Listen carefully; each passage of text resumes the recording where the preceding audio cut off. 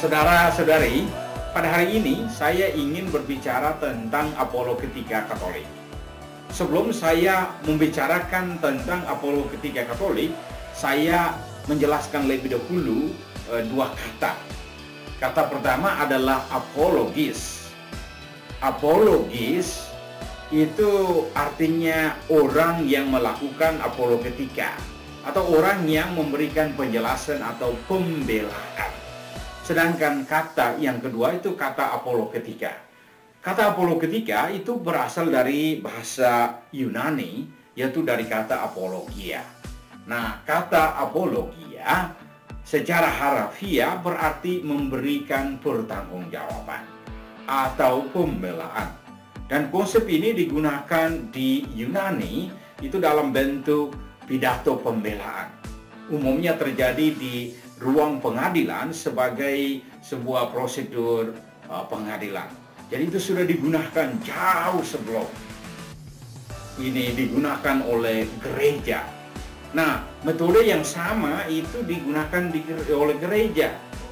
Kapan? Itu sudah digunakan sejak awal, sejak gereja perdana. Jadi gereja perdana memberikan jawaban, memberikan penjelasan, memberikan pembelaan tentang ajaran akan Yesus Kristus. Dan praktik pembelaan ini sudah jauh sebelum itu. Jadi gereja bukan menciptakan ini baru-baru atau karena ada pertumbuhan, ada pertentangan sana-sini, maka gereja menciptakan ini, tidak.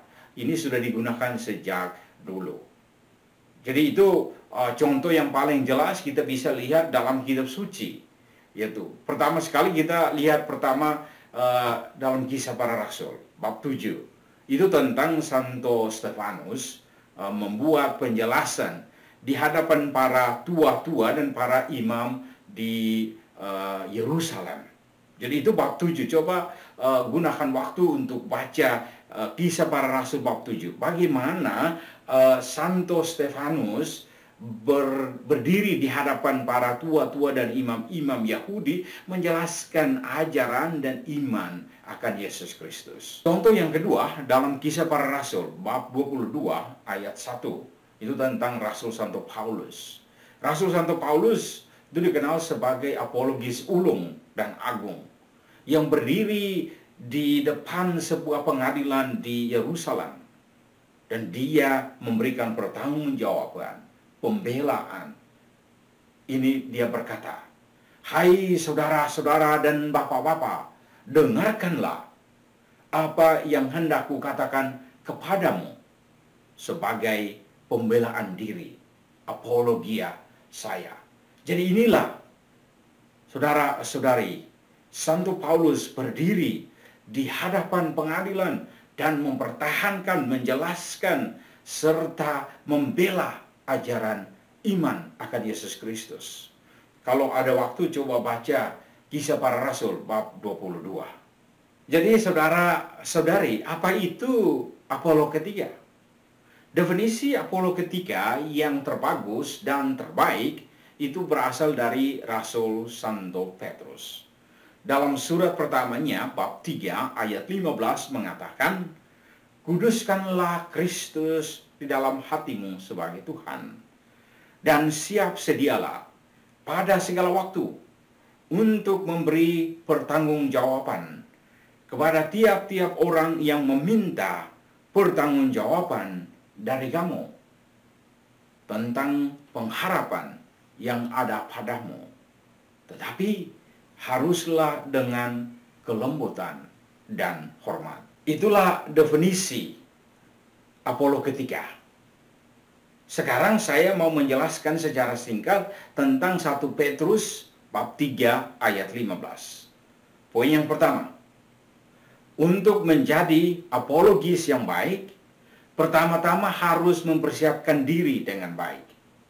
Doa selalu mendahului persiapan Anda. Mintalah Roh Kudus untuk menerangi akal budimu, untuk menerangi pikiranmu. Bacalah kitab suci sebagai sumber apologetika. Yaitu kitab suci umumnya sebagai sumber utama ketika berapologetika.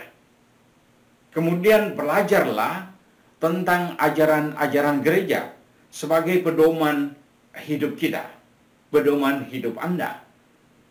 Percaya apa yang Anda baca dalam kitab suci. Ajarkanlah apa yang Anda yakini dan praktikanlah apa yang Anda ajarkan. Itu poin yang pertama dari surat Rasul Santo Petrus yang pertama, bab 3 ayat 15. Nah, poin yang kedua adalah Anda harus mengetahui alasan-alasan yang mendasar. Mengapa Anda percaya kepada Yesus Kristus? Anda harus mampu menjelaskan, mampu mempertahankan, mampu mempertanggungjawabkan, mampu membela apa yang terjadi dalam hidup Anda dan hidup keluarga Anda. Apa yang Anda terima dari Yesus Kristus. Apa yang keluarga Anda terima dari Yesus Kristus. Pertanggungjawabkanlah itu. Dan belajar untuk mengetahui lebih banyak tentang Yesus Kristus dan mengenal Dia dengan lebih dekat. Kemudian mengasihi Dia dengan lebih sungguh. Sesudah itu melayani Kristus dengan lebih setia. Jika Anda melakukan hal ini, maka Anda akan menjadi apologis yang bagus. Itu poin yang kedua. Nah, poin yang ketiga, selalu ingat bahwa pengharapan kita adalah Yesus Kristus. Dia adalah sumber hidup kita dan Dia adalah penyelamat kita. Jadi itu yang kita harus ingat. Jadi ketika orang tanya, apa pengharapan Anda? Pengharapan kita adalah Yesus Kristus. Mengapa? Karena Dialah sumber hidup kita. Mengapa? Karena Dia adalah penyelamat kita. Kini, saudara-saudari, kita memasuki pada poin yang keempat. Bahwa menurut Rasul Santo Petrus, ketika kita melakukan apologetika atau apologia, kita harus lakukannya dengan lemah lembut dan hormat. Jadi kita tidak melakukannya dengan kekerasan atau dengan marah-marah atau dengan bertengkar. Jadi apologetika itu bukan satu sistem untuk bertengkar, tetapi apologetika itu adalah satu sistem untuk berdialog secara dewasa untuk menjelaskan, mengartikulasikan ajaran iman kita, bahkan sampai membela dan mempertahankan ajaran iman kita, tetapi kita harus lakukannya dengan lemah lembut dan hormat. Karena orang yang kita hadapi adalah orang yang baik. Kita mau menjelaskan, sehingga kita berusaha untuk memenangkan orang itu, menghantar orang itu mendekat pada Yesus Kristus, bukan mendorong atau mengusir orang itu jauh dari Yesus Kristus. Tetapi kita membantu menghantar orang itu kepada Yesus Kristus. Jadi itulah beberapa poin dari surat pertama Rasul Petrus bab 3 ayat 15. Sekarang saudara-saudari, kita masuki pada poin yang berikut, yaitu tentang kategori apologetika. Kalau kita melihat apologetika, itu ada kategorinya. Jadi saya berikan 3 kategori dalam hal ini. Itu kategori yang pertama, itu adalah apologetika alamiah. Nah, apologetika alamiah ini, itu umumnya kita berhadapan dengan orang-orang yang tidak beriman atau orang-orang yang tidak percaya akan adanya Allah. Jadi kita berusaha untuk menjawab pertanyaan yang umum yang bisa dilemparkan adalah, apakah Tuhan ada? Nah, ini kita berusaha untuk menjelaskan. Tapi kita menjelaskannya lewat alam. Mengapa ada matahari? Mengapa ada siang dan malam? Jadi semua itu bisa digunakan untuk menjelaskan kehadiran Allah, eksistensi dari Allah itu sendiri, dan bagaimana kita menjelaskannya sehingga memasuki akal budi atau make sense, orang Inggris bilang. Jadi itu membutuhkan kita untuk memberikan alasan-alasan yang jelas, sehingga pada akhirnya mereka percaya bahwa ya, Tuhan ada. Mereka percaya bahwa ya, Tuhanlah yang menciptakan kita, bahwa Tuhanlah yang menciptakan alam semesta, dan kita punya tanggung jawab adalah memberikan diri kita kepada Tuhan sendiri. Jadi seperti Santo Agustinus, dia katakan bahwa Tuhan telah menciptakan kita tanpa kita, tetapi Tuhan tidak akan ingin menyelamatkan kita tanpa kita. Jadi kita harus memberikan diri. Jadi kita harus mampu menjelaskan kepada orang-orang yang tidak percaya akan adanya Allah. Nah, kategori yang kedua itu adalah apologetika Kristiani. Jenis apologetika ini itu berhubungan dengan dialog antar agama. Jadi kita berdialog dengan agama-agama lain yang tidak percaya akan Yesus Kristus, tapi mereka percaya bahwa Allah ada, tetapi mereka tidak percaya akan Yesus Kristus. Nah, menurut kita bahwa kita percaya Yesus Kristus itu adalah Allah, Allah yang menjelma menjadi manusia. Nah, bagaimana kita mempertahankan, bagaimana kita menjelaskan, bagaimana kita membela, bagaimana kita mengartikulasikan ketuhanan Yesus Kristus. Mengapa kita percaya bahwa Yesus Kristus adalah Tuhan? Dia adalah anak Allah. Apa buktinya? Dan bagaimana menjelaskannya kepada orang-orang yang tidak percaya akan Yesus Kristus? Kita berusaha untuk mengartikulasikannya, akhirnya mereka menjadi percaya. Dan mereka bisa menerima Yesus Kristus sebagai Allah dan bisa menerima keselamatan dari Yesus Kristus. Itu adalah apologetika Kristiani. Dan poin yang ketiga, itu kategori yang ketiga adalah apologetika Katolik. Dan ini yang saya mau tekankan karena dalam video-video mendatang saya akan lebih banyak fokus perhatian pada apologetika Katolik. Apologetika Katolik adalah penjelasan dan pembelaan serta pertanggungjawaban ajaran, kepercayaan, dan praktik-praktik di dalam gereja Katolik. Apa tujuan dari apologetika Katolik? Saudara-saudara, tujuan dari apologetika Katolik ini adalah pertama, menjelaskan ajaran, keyakinan, serta praktik-praktik di dalam gereja Katolik yang mungkin sulit atau yang disalahpahami, entah oleh orang-orang Katolik sendiri atau oleh orang-orang yang bukan Katolik, tapi mengenal tentang Yesus Kristus. Atau di gereja-gereja lain yang kita kenal adalah orang-orang Protestan atau beragama Protestan.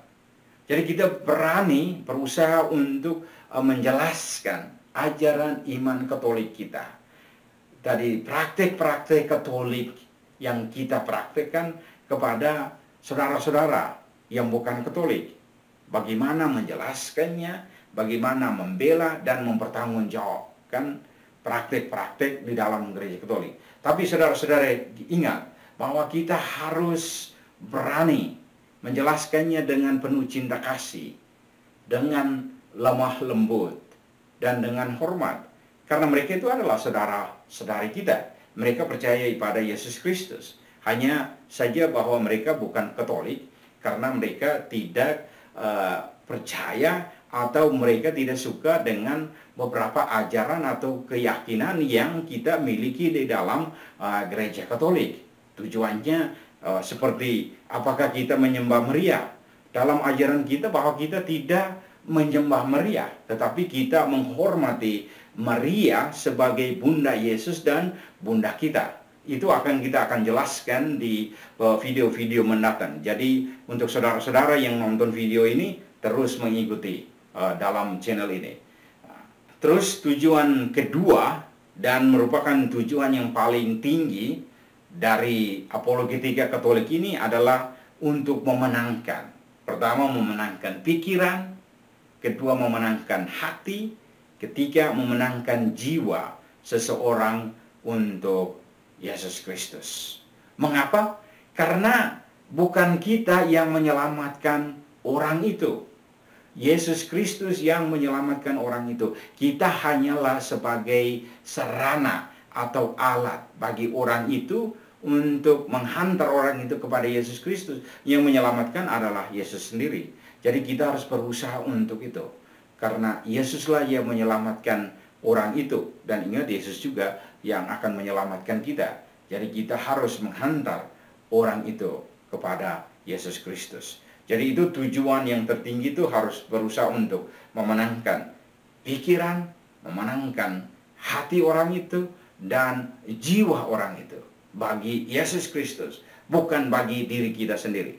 Jadi saya harap saudara-saudari ingat itu. Jadi akhirnya saudara-saudari yang terkasih dalam Kristus, itulah 3 kategori tentang apologetika. Jadi apologetika alamiah, apologetika Kristiani, dan apologetika Katolik. Saudara-saudari yang terkasih dalam Kristus, dalam waktu dekat saya akan lebih banyak memberikan atau posting video-video tentang apologetika Katolik. Karena itu saya minta saudara-saudara untuk subscribe bagi mereka yang belum subscribe, dan tolong like, kemudian share untuk teman-teman yang lain, sehingga teman-teman lain juga bisa mengikuti yang itu. Kita harus berani untuk membuka jalan kepada saudara-saudari kita. Tapi kita harus ingat apa yang dikatakan oleh Rasul Santo Petrus dalam suratnya yang pertama, bab 3 ayat 15, bahwa kita lakukannya ini.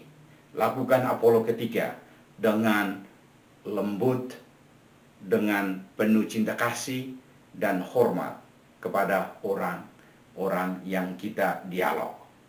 Kita mampu menjelaskan ajaran iman Katolik, kita mampu membela ajaran iman Katolik, dan kita mampu mempertahankan ajaran iman Katolik, karena kita percaya bahwa ajaran iman Katolik adalah ajaran yang benar. Saudara-saudari yang terkasih, terima kasih untuk waktu dan kerelaan Anda untuk menonton video ini. Semoga video ini bermanfaat bagi diri Anda dan keluarga Anda. Terima kasih.